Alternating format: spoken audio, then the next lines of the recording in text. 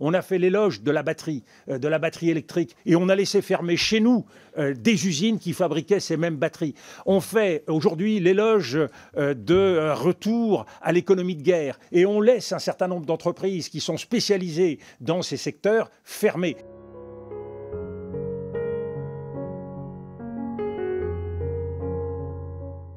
Je crois que nous sommes assez nombreux ici à regretter le Dominique de Villepin du 14 février 2003. Vous aviez su redonner une voix à la fois forte et originale à la France. Mais on a assisté à une dérive du grand continent, si j'ose dire, depuis lors. Et j'ai lu avec attention votre pouvoir de dire non, une sorte d'essai de géopoétique. Vos thèses sont effectivement très éloquentes, mais semblent un peu flotter dans les terres. Alors, par exemple, vous voulez inscrire dans la Constitution la neutralité carbone, tout en dénonçant l'extractivisme. Mais comment atteindre la neutralité carbone sans extraire les minéraux critiques indispensables à la transition énergétique? Vous voulez confier aussi à l'Europe cette neutralité carbone. Alors que le confinement a diminué de 3% nos émissions, Bruxelles, pour atteindre son Green Deal, veut nous imposer une diminution de 5%. Vous savez, Monsieur le Premier ministre, pendant la guerre froide, certains préféraient être plutôt rouges que morts. Aujourd'hui, vous semblez vous rallier à ceux qui veulent voir nos compatriotes mourir à la fois verts et pauvres. Évidemment, réchauffés par la Chine et par les États-Unis. Ne devrions pas plutôt reprendre le pouvoir de dire non à une écologie juridiquement contraignante, mais scientifiquement aberrante? Je vous remercie. En ce qui concerne la neutralité carbone, je comprends bien la question que vous posez et loin de moi d'imaginer que quelque solution que ce soit puisse être facile. Néanmoins, il y a une feuille de route qui est d'essayer de concilier les avancées technologiques en matière d'énergie, de nouvelles sources énergétiques, de concilier les avantages qui sont les nôtres en ce qui concerne notre politique énergétique et en particulier l'importance du nucléaire dans notre pays qui nous donne un avantage tout à fait considérable et qu'il faut savoir valoriser, qui sera peut-être rejoint d'ailleurs par d'autres à l'échelle européenne, l'Allemagne ayant décidé un autre chemin, mais on voit bien le prix, c'est le prix d'ouvrir aujourd'hui des centrales à charbon, il y avait peut-être quelque chose de plus intelligent à faire. Donc oui, entre l'extractivisme et le renoncement à toute exigence écologique, je crois qu'il y a un juste milieu et qu'il est possible de pousser dans les choix qui sont les nôtres. Et c'est pour cela qu'à un moment donné, il faut se fixer de façon contraignante des objectifs, sans quoi, je le dis, il y a deux variables qui vont s'imposer dans nos sociétés et qui sont tragiques. Et il faut l'avoir en tête dans la période actuelle, comme demain, pour tous ceux qui auront à gouverner. Première variable d'ajustement, c'est la variable écologique qui a vocation, si nous ne faisons rien, à passer à la trappe. Et donc c'est dans un monde souillé, dans un monde pollué, dans un monde invivable que nous serons amenés à vivre. Et chacun voit les conséquences du réchauffement climatique et de la ruine de la biodiversité. Mais la deuxième variable, elle est aussi importante aujourd'hui, et je le redis avec le parcours qui est le mien, c'est la justice sociale. C'est la deuxième grande variable d'ajustement qui passe à la trappe chaque fois qu'il y a des difficultés.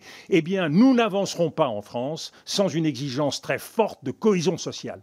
Et là, il faut savoir écouter ceux qui sont au quotidien dans la difficulté, parce que sans la capacité des pouvoirs successifs à les embarquer tous, eh bien, notre pays ne suivra pas et cassera et sera alors poussé à des tentatives, à des séductions que je n'ose imaginer devant vous. Monsieur le Premier ministre, vous soulignez dans votre texte le pouvoir de dire non, l'épuisement d'un certain modèle de mondialisation.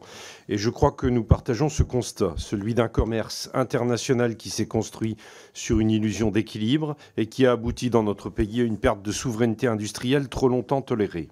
Ce que vous décrivez comme un monde ivre de puissance, où les flux commerciaux sont devenus autant d'armes que de ponts, c'est ce que nous vivons aujourd'hui. Dépendance aux matières premières, fragmentation des chaînes de valeur, guerre économique larvée entre blocs. Le commerce mondial est passé d'un idéal d'interconnexion à un rapport de force. Et la France, pendant trop longtemps, était spectatrice. On a cru que l'économie post-industrielle suffirait à assurer notre puissance. Dans mon département, les Ardennes, on a laissé partir des savoir-faire, des usines, des brevets. Résultat, nous importons notre acier, nos batteries, nos semi-conducteurs et nos voitures électriques. Depuis quelques années, des choix importants ont été faits. Relocalisation ciblée, soutien à l'innovation, investissement dans les industries vertes. C'est une direction que je soutiens, mais soyons lucides. Nous ne réindustrialiserons pas la France à coup de subventions ou d'annonces. Il faut une stratégie claire, durable et surtout assumée. Assumer vis-à-vis de nos partenaires européens, avec lesquels nous devons bâtir un véritable marché commun de la puissance industrielle. Assumer face aux grandes puissances en défendant nos intérêts, nos normes, nos standards. Et assumer à l'intérieur en reconnectant industrie et territoire. La mondialisation n'est pas morte, mais elle a changé de nature. À nous de changer notre manière d'y participer, pas en nous fermant, mais en pesant, en disant non parfois quand nos intérêts vitaux sont en jeu, mais surtout en disant voici ce que nous voulons. La France a encore les moyens d'être une nation industrielle. Encore faut-il qu'elle cesse de douter d'elle-même. Redonner à ces territoires, et je pense ici aux Ardennes comme à tant d'autres, leur place dans la chaîne de valeur, c'est faire le pari d'un avenir enraciné, résilient et stratégique.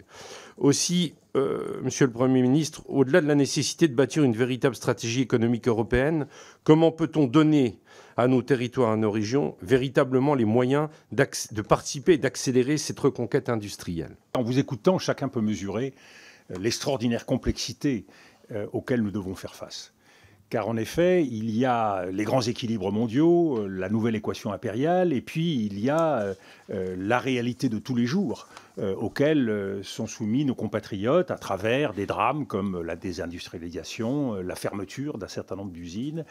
Et ce sont des vies qui basculent. Et je vois à quel point il est difficile à l'échelle du gouvernement ou du président de la République, quotidiennement de tenir les deux bouts de cette chaîne et d'être capable de prendre en compte, j'en discutais encore récemment avec un certain nombre de partenaires sociaux, de prendre en compte l'inquiétude de notre population, d'hommes et de femmes qui aujourd'hui se demandent si leur emploi va être supprimé, si leur temps de travail va être bousculé. Donc il y a une réalité sociale qui s'impose à nous. Et c'est pour cela que je me permets, à l'occasion de votre question, de répondre en préambule qu'il y a une exigence que nous ne devons pas lâcher et qui a malheureusement été lâchée depuis trop longtemps dans notre pays. C'est qu'on peut, comme le font un certain nombre de mouvements politiques, évoquer en permanence la question de l'ordre. L'ordre, c'est fondamental dans un pays, en rappelant que cet ordre doit être républicain. Et trop souvent, on a tendance à privilégier un ordre qui serait malheureusement qui nous conduirait malheureusement à sacrifier trop de liberté. Donc un ordre républicain. Mais cela ne peut pas aller sans l'exigence sociale.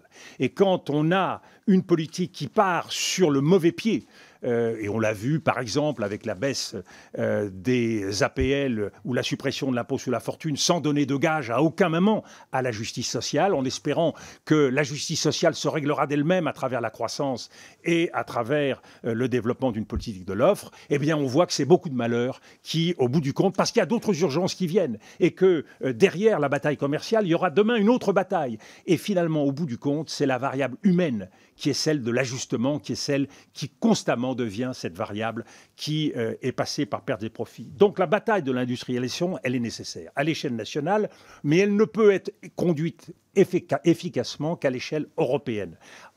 En tout cas en liaison avec les autres pays. Donc il y a des choix à faire sur des filières, sur des stratégies, sur des champions européens, avec une déclinaison et des choix à faire sur les différents territoires. Ce travail de vision, qui est un travail qui ne peut être fait que dans une vision à moyen terme et à long terme, il est nécessaire. Regardez, on a fait l'éloge de la batterie électrique, et on a laissé fermer chez nous des usines qui fabriquaient ces mêmes batteries. On fait aujourd'hui l'éloge de retour à l'économie de guerre, et on laisse un certain nombre d'entreprises qui sont spécialisées dans ces secteurs fermées. Donc, ça montre bien la difficulté à tenir l'ensemble de ces exigences. Donc, cette bataille, elle est globale, mais elle doit être soucieuse de l'application sur chaque territoire, sur chaque secteur, sur chaque filière. C'est véritablement pour le pouvoir aujourd'hui, gouvernemental et présidentiel, un défi exceptionnel. Et je ne suis pas sûr que nous ayons les outils nécessaires à une mobilisation exceptionnelle. Ce n'est pas par des mots qu'on mène la bataille. Les mots, ils servent à mobiliser, mais c'est aussi par des outils. Nous n'avons pas aujourd'hui les outils qui permettent d'assurer la cohérence des territoires. Je prends un exemple. J'avais été sidéré en arrivant en 1995 à l'Élysée, comme secrétaire général, que le seul véritable outil fonctionnel de notre République, c'était le Conseil des ministres, qui était un ordonnancement tout prévu d'avance. Chacun devait dire la phrase au bon moment. Tout était ordonnancé.